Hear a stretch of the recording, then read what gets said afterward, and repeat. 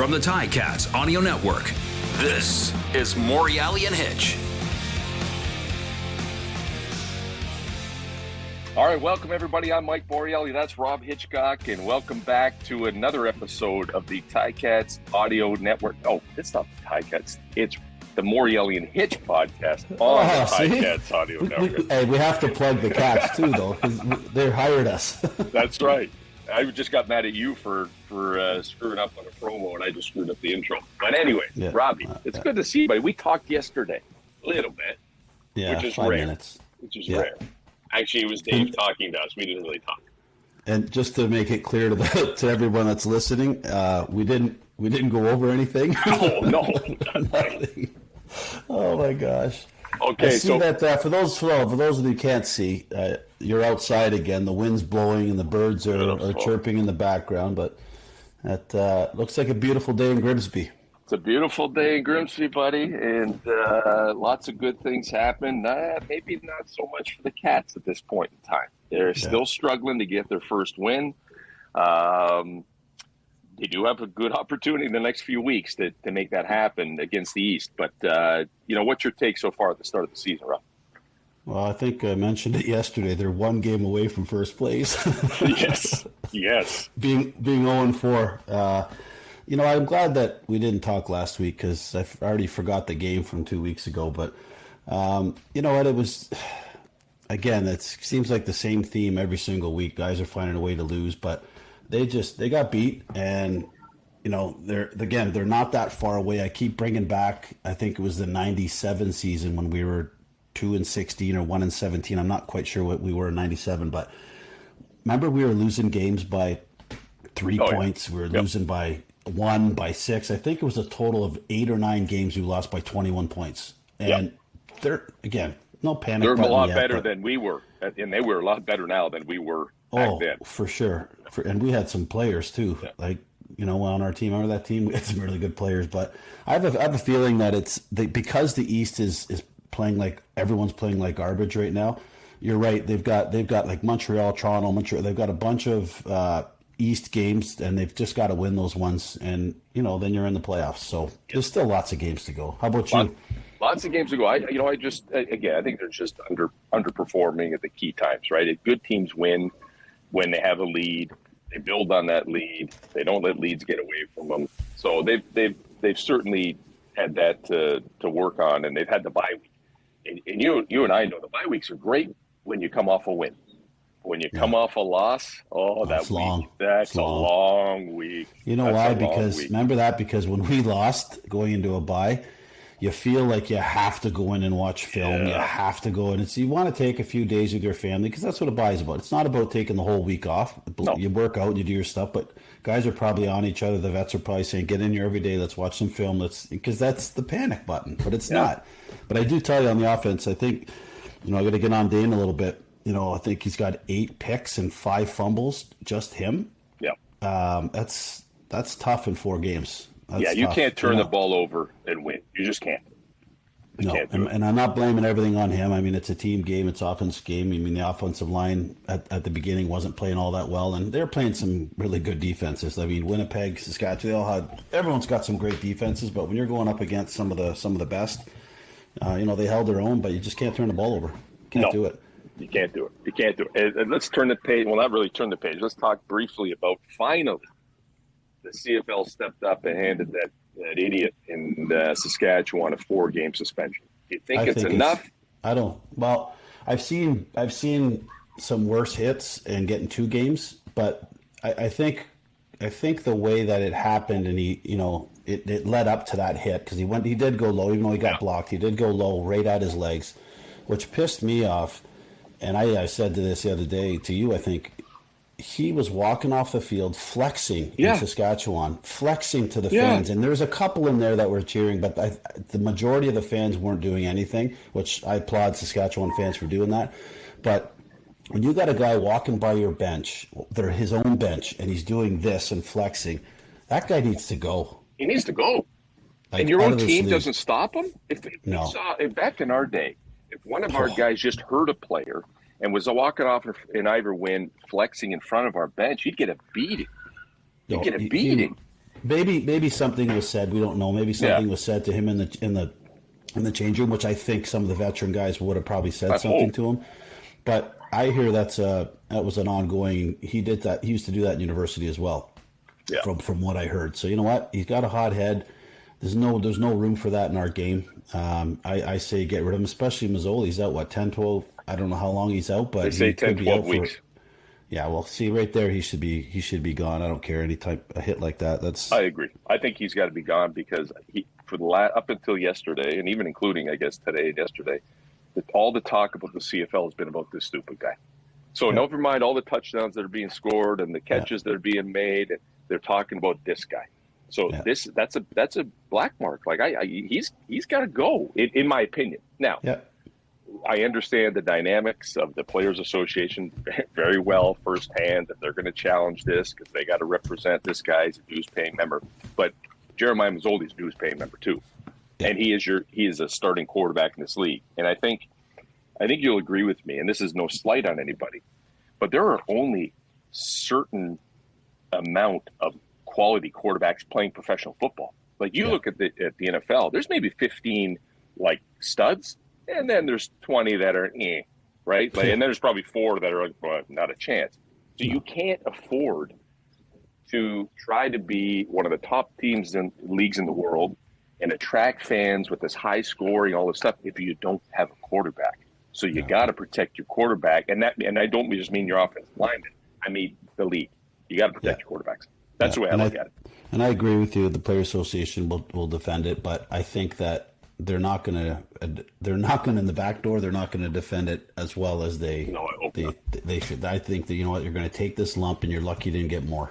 Yeah, it's a stain. It's a stain on what's going on, and we'll see where it goes from here. At the end of the day, it's the first step. I think I know it'll get challenged. But the league has to keep in high regard, high standing, and there's got to be positivity, right? Yeah. Got to be positivity. That reminds me of I think we were in Montreal, and I don't know if I was hurt. I forget I didn't get kicked out of a game, so I never got kicked out of a game for hip, but I think I was hurt, and I was in the room, and I'll never forget. I think it was the defensive end for Montreal, Crazy. Birch? No, the other one. Swiggity. Swag.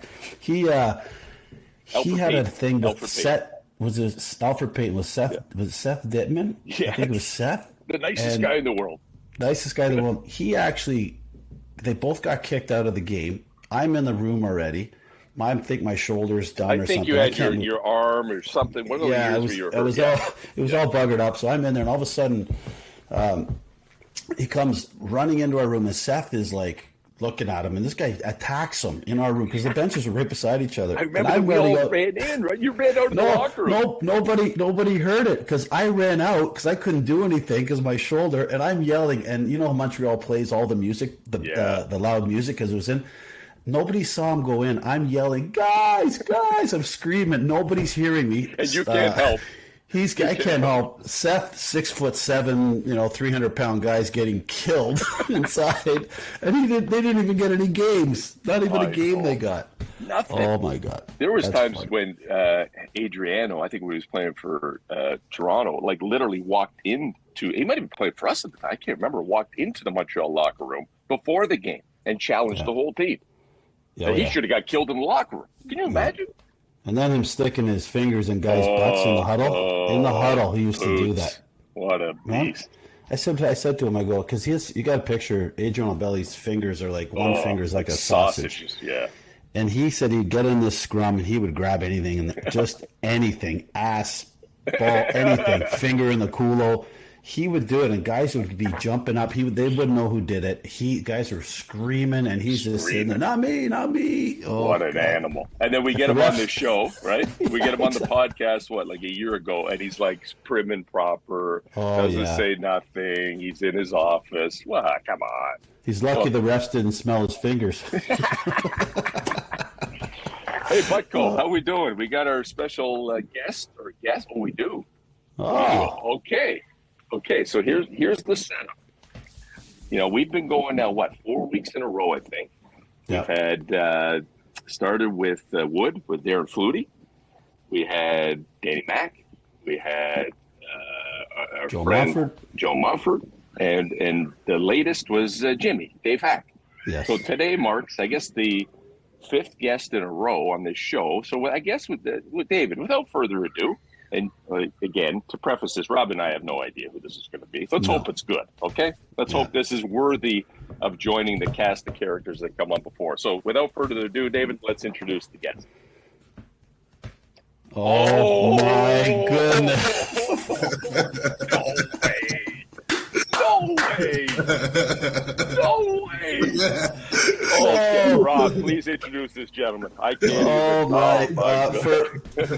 Calvin, for lots of our fans on our podcast, I'm going to introduce one of the hardest hitting, nicest gentleman, best football player I've ever played with, Calvin Tiggle, middle linebacker for the Cats. I love you, man. I haven't seen you forever. How are you? Man, I love y'all too, man. Thanks for the invite. I know it's a surprise to y'all. When I heard that it can, I can surprise y'all, say, oh my God, one of my 2 favorite guys, most definitely.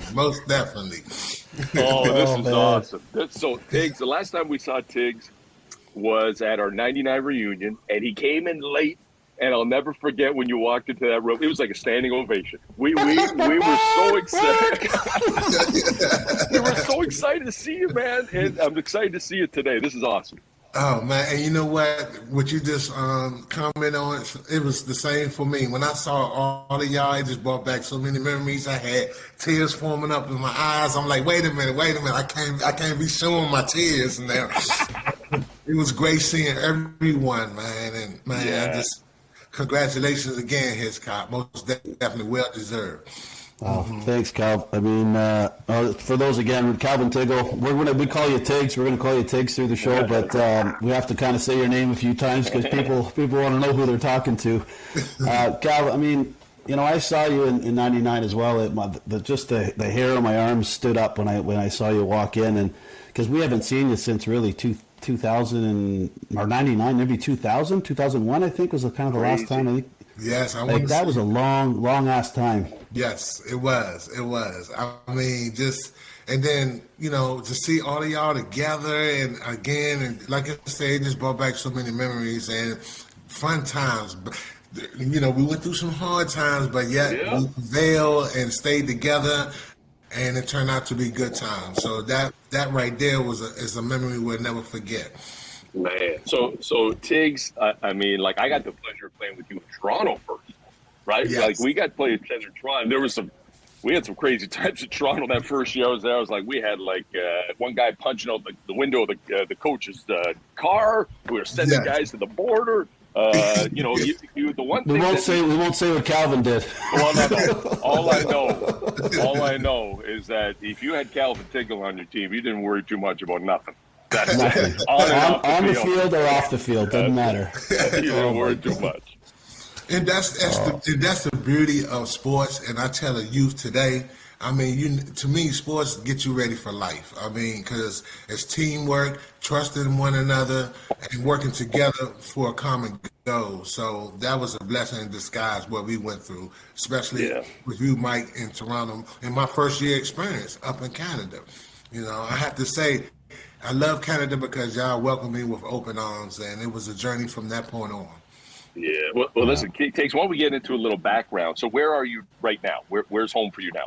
So I live in Maryland, the Eastern Shore. I'm like an hour and 40 minutes from Ocean City. Okay. Nice. Okay. And you came when you first came up here. You were Maryland born, right? You're in the Washington D.C. Maryland area, right? Yes, I was raised in Fort Washington, Maryland. Yes. And Tiggs played at Georgia Tech. Am I right? Yes. Where'd you play? Yes. Yes. So I like for a young guy like me coming in and playing U Sports or CIS football, whatever the heck was at that time, we didn't have linebackers in university like Calvin Tiggle. So when I saw Calvin and his ability, and Rob, you'll appreciate it if you watch this like daily. Your ability, Tiggs, to attack people at the line of scrimmage and submarine them. Like, where did that come from, man? That was like crazy. Boys Club.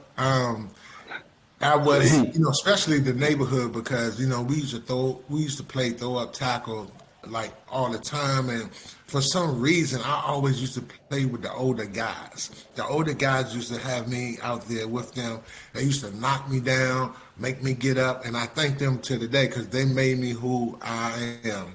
Don't be scared. Go for it, and then for me to had the advantage with the bigger guys, I know I had to make the impact first.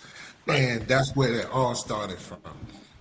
That was incredible. I mean, Rob, you talk a little bit about Tiggs from a defensive point of view, like what he meant to you in your position. Well, I think for me, being a safety and being right behind Tiggs, it allowed me to be a better player as well because I just watched the way he shot the gaps. And believe me, he's an unbelievable player. Like, it's one of the best, hardest hitters I've ever seen, besides myself. No, I'm just kidding. But hey, Tiggs, you do have to give some props to, the Mike Campbells and the Mike Philbricks and the guys that would sacrifice grabbing the center and the guard and Philbrick basically holding the two, and then Tiggs would have that little tiny gap and he'd shoot through and he'd just nail guys. And that was one of the greatest things that as a young player as well, coming up and watching and having a guy like that in front of me playing the game and just watching how he shoots the gaps, watching how he reads the plays, watching his drops. It made my job a lot easier because I knew that if he was going to one side, I didn't even have to run to make the tackle because the tackle was already done. It was already finished on that side. So, Tiggs, it was just a pleasure and an honor to play with you and against you. I played against you as well. Which, thank God you weren't on special teams when I was. But it was special, pal. Oh man, thank you. And what you alluded to earlier, as far as the defensive lineman, and Mike Morreale spoke on this. With Mike Campbell and those guys, I started at Toronto first. And it started from there, and they, like you said, they sacrificed themselves, and that what made it so special that they didn't worry about making the play. They wanted to make sure I was free, and it's extended from Toronto on to Hamilton. And when they designed the plays for me to roam freely, and to this day, every time when I do a speech or whoever, I thank them. For all the accolades that I have accomplished, I wouldn't have accomplished them without them doing what they did. So big ups to the Philbricks and the Campbells and the rest of the D line that helped me to accomplish what I did. That's all, and I also think a big part of that was Coach Sudsy telling those two that you better grab that and have Tiggs free, or else you're going to be buying lunch. Hey, Coach Suds, God rest him. Yes, most definitely. Coach Suds was an unbelievable coach, and the way he had us, get prepared for the opposition, it was just like I learned a lot from that. And from what I learned from that, I take it until today. For my job, what I do now is preparation is the key.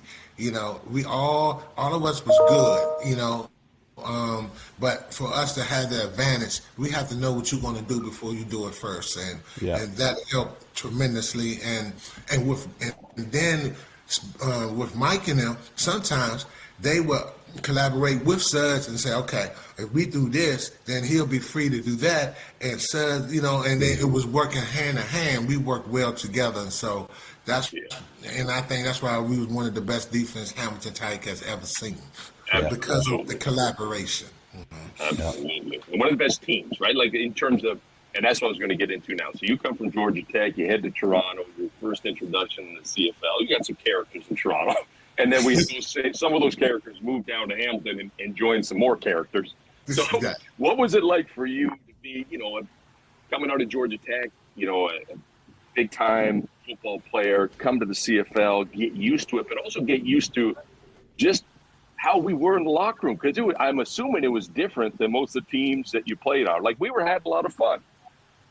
Yes, we did, and you're absolutely right. I seen with us, to me, in America, nothing against the American ball. we also had fun, but it was more so like a business. Right. And the difference, what I saw coming, up in Canada, we was like a family. I mean, the linemen would have get-togethers and invite the linebackers, the DBs, safeties. It was like we was all together, and we partied together. Yep. It wasn't like nobody had their like set groups or anything. And then as far as the offensive guys, they used to come and join us, and vice versa. If Danny McManus having something, we all collaborate together, and it was a wonderful feeling to be like outside of football. We looked at each other as family. Yeah. As people. People. Yeah. So Calvin Tiggle is our guest. For those that are just tuning in to our lovely podcast. Mm-hmm. Again, I have to state this, one of the greatest and hardest hitting middle linebackers I've ever played with, and. Tiggs, we were just talking about that, those little get-togethers. And remember, we used to sit in Brian Timmons' field there when we used to get a case of beer after rundown and just sit there. And I think when people hear this now, it's like one case of beer. There was multiple cases of beer. Well, we used to get the rookies to go get the cases of beer. And this is after like the day after a game. And for the players that are probably listening to this now, whoever listens to this now, it would be unheard of that 25, 30 guys would be sitting in the bleachers with 3 or 4 cases of beer, having a couple beers, and just collaborating and talking about the game, having a good time. Whether we lost or we won, we still did it. And I think that, in my opinion, and you guys will agree with me, that's who made us, that was our identity. That's who made us who we were, and that's how we won those games in 98, 99. And that's my opinion on it. Absolutely. And remember training camp, though. Remember training camp? We would sit and watch film, then after film, we got a keg. A keg of beer, and some guys didn't even shower. They just raced to the room to get a cold beer in them after. Yes. Oh, man. Yes. Oh, man. That was some great, wonderful times. Oh, yes. Well, Mike and I say now that I think that the guys are doing protein shakes and riding the bike and stretching after games and getting ART and ultrasound, and we were showering, getting ready to go to the bar after just because we won. we learned from our starting quarterback, who's now going on to the Wall of Fame in Hamilton, Tiggs, that Danny he was the leader. He used to ice from the inside. Like, he just as many beers as he can get in him, and people would think, man, a keg at camp, like in between 2-a-days and after the second practice and before meetings, and guys but man, that was where we got to know everybody. And that's what Sudsy basically said to us, is that this is a way where and this veterans only, and just to give a little bit of a background on it. It was veterans only, and we invited 1 or 2 rookies to come, and they'd have to dress up in their khaki pants and a white shirt, whatever they had on, and they had to serve the veterans. And that's how we allowed the rookies to come in and get to know the veterans. And I thought it was brilliant by Coach Suds and the staff, just to have that room for an hour or 2 before our meetings, to get to know those guys. Because when you came up here and you tried out for these teams in Toronto. There's not a lot of, you got to make some plays in those limited plays that you're going to get in training camp. And if you don't make the plays, you're gone. And this is another way, just that, Sudsy would ask us questions. I remember him coming up and saying, hey, how was that one rookie? How's that, I don't know, whatever his name was. How was that kid? And I'm like, he's fitting in really well with the guys. The veterans like him. And okay, good. And that's part of not just being a football player, but that's part of fitting in the team. And that's why we gelled. Yes. Mm-hmm. And then in training camp also, like when we have dinner, we would have maybe have a rookie to do something, or that would sing or whatever. It was right, and it was nothing against anyone. It was just fun times, and the rookie I saw the rookies; they had a great time doing it as well, because they made them comfortable, fit in, and. It was just building, to me, building a true family. That's what it was. I mean, even the beer room, Rob talks about having the rookies serve us. It was like for one time. They served us once, and then they joined it. And then they could be part of that group, and then the next group. And then the rookies talk, and they're like, hey, I want to be the next one to serve you guys beer. I want to get into that room. And we were selective, right? Because you kind of get a read on people early. And and not just as football players, but how they fit in, to Rob's point. And that's what Sudsy was great at. That's what Ron was great at, just keeping the team together. We talked all the time. We talked about it with Joe and with Dave and all those guys. We're just saying, like Ron would say, this is the same group of guys. Today, I want to see them at the end of the season, same group of guys. And that's unheard of in pro sports, right? Because it's all about what have you done for me lately. But, it was a chance to bring us all together. I still am upset, and you probably feel this way too, and I know Rob does, that and we could have had a dynasty. Like, we could have went 2000, 2001, 2000, and we lost guys over thousands of dollars. And not because their fault, but management at that time for us was lean. It was lean. There wasn't a lot of extras going around. Right. No. Right. Yeah, it was. When I left that first year and I came back and y'all was in the playoffs, it was like I came down on that sideline. I was like, I'm still part of y'all. I was cheering y'all, jumping up and down. Like, come on. I was like, wait a minute, I'm supposed to be in there. And I had to step back like, oh, I'm organized now again. And just coming back on that field and the people just clap. And I was like, wow, it was hard. Nothing like the Ticat fans, that's for sure. They sure loved you. They still got some Calvin Tiggle jerseys in there in the stands, and I see that you haven't got your finger fixed yet, eh? Oh yeah, I saw that. Yeah, for those who can't see, his pinky finger on his right hand is completely bent, and he can hold a golf club. That's about it. So, Tiggs, Calvin Tiggle, what are you up to these days? So, I work with Parks and Rec, which entails that we have create programs from the Pee-wees up to the senior citizens.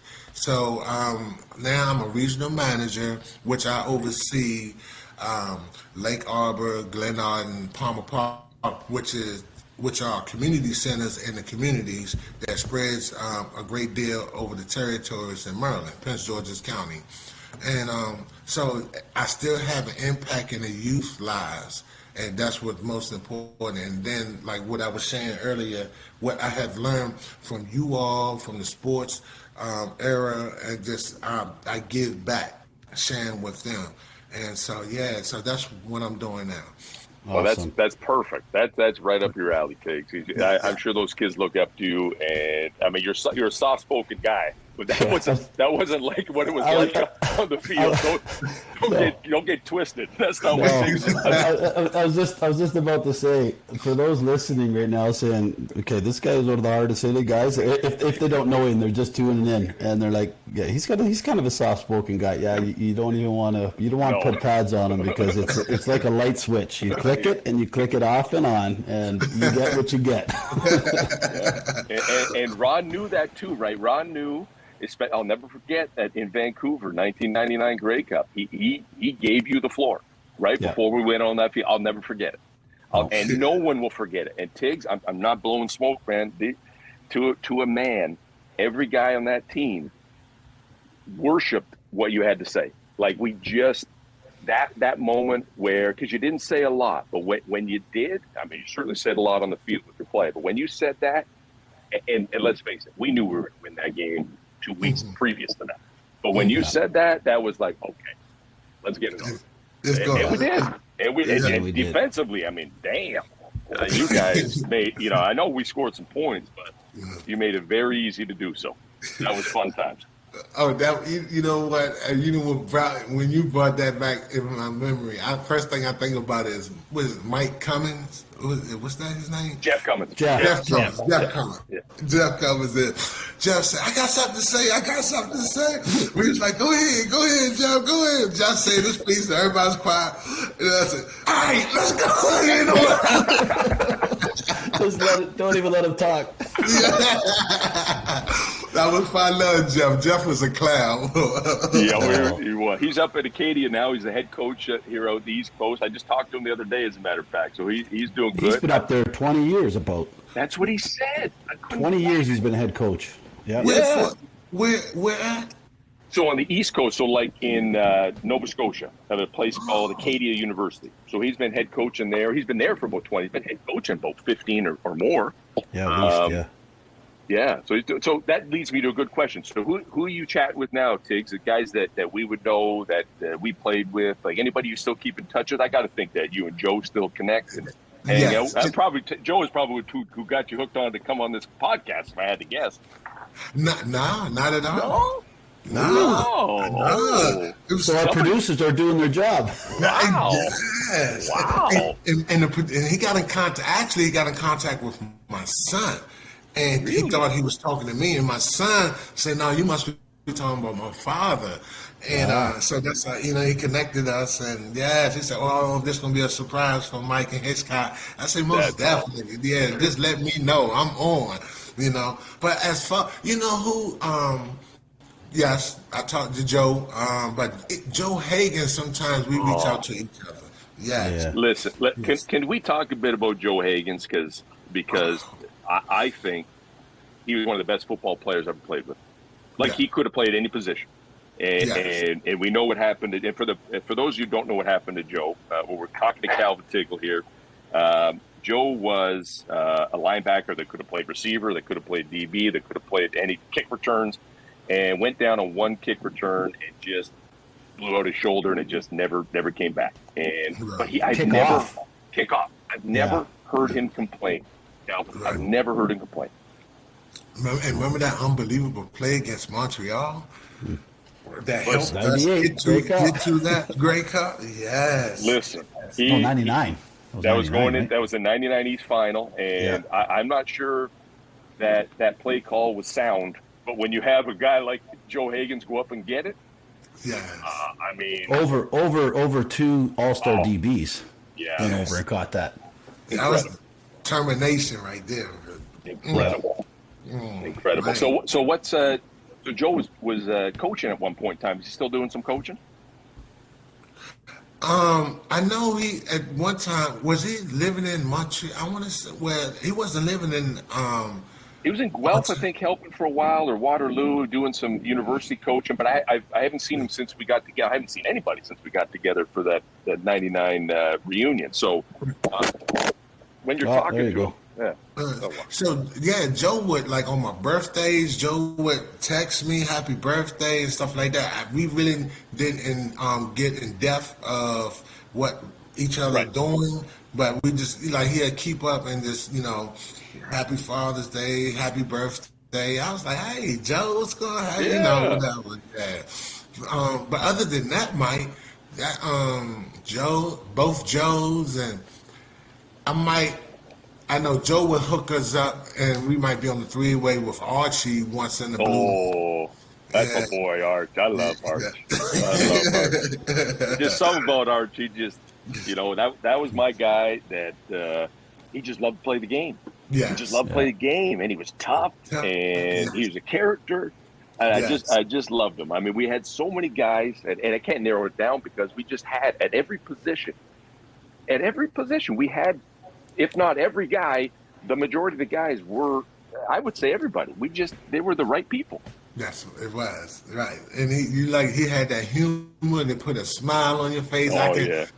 I just remember us going back to the Grey Cup the second time, and we landed in the airport, and the cameraman came in. Archie was like, "We're back." Yeah. Kind of like Brady and Gronk when they were doing that, right? We're back.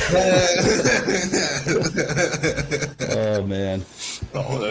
So tell us about your family. You mentioned your son, and why don't you let us know what's going on with you on the personal side? Oh man, you know what? Well, so my kids are grown, and Calvin, my oldest, the one that your producer got in contact with, man, he's doing great. He's in Georgia, got a family. I have 5 grandkids. Well, you're a grandfather? I'm a grandfather. How old is he? Oh man, he was born. So he's 2 years old. His name is Cassius. Yeah. And he's got 5 kids now. Oh, no. Just kidding. They're strong swimmers. And my second son, Najee, he has 4 kids, and he lives in They live in Gainesville, Florida. And then my 2 kids up in Canada. Sophie, my daughter, and my son Kevin, and they doing well. Sophie just graduated from college last year, and they still living in Brantford. So they doing very well. Yes. Mm-hmm. Awesome. Do any of them follow in your footsteps? Anybody want to play sports? Want to play football? Well, my oldest played at Kent State, and yes, and he matter of fact, Hitchcock, he played your position. Really? And, really? Yes, wow. Yes. He did. He was doing very well, but he always had ankle problems, and that's what deterred him. But he got his master's in some type of pharmaceutical. I can't think of the right terminology. And so he sells pills to doctors. Doctors call on him. Yeah, he's doing fabulous. Yes. Mm-hmm. That's amazing. Isn't it amazing that the sport of football, the connections you make, the places you go, the experiences you have, and then like how much do your children remember of your time? Because let's face it, we're all old, and there's not a lot of game tape on YouTube. Put it that way, right?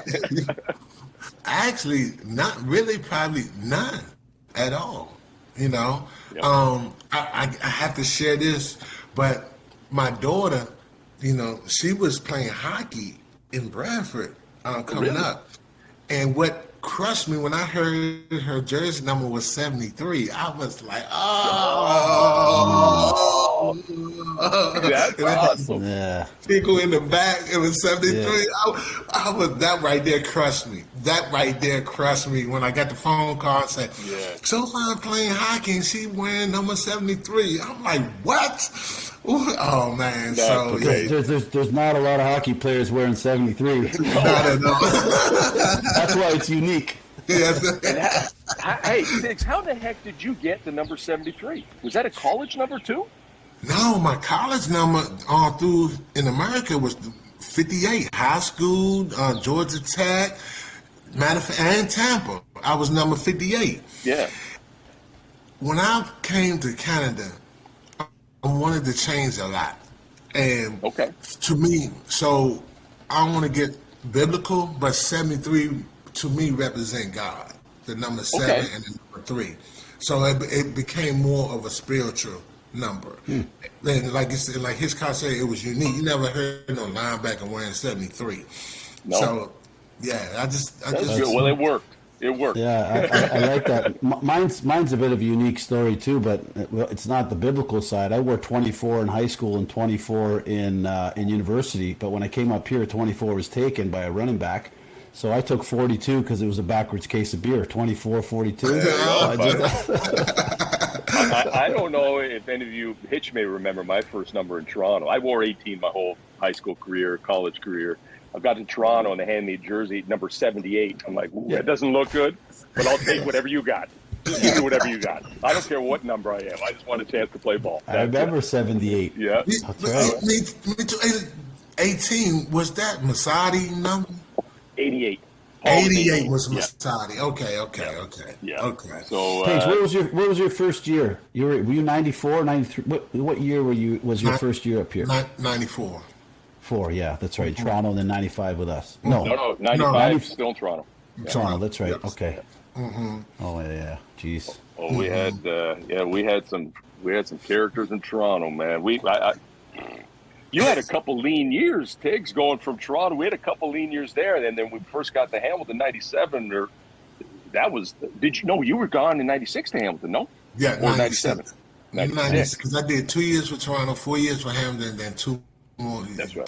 2 years in Toronto.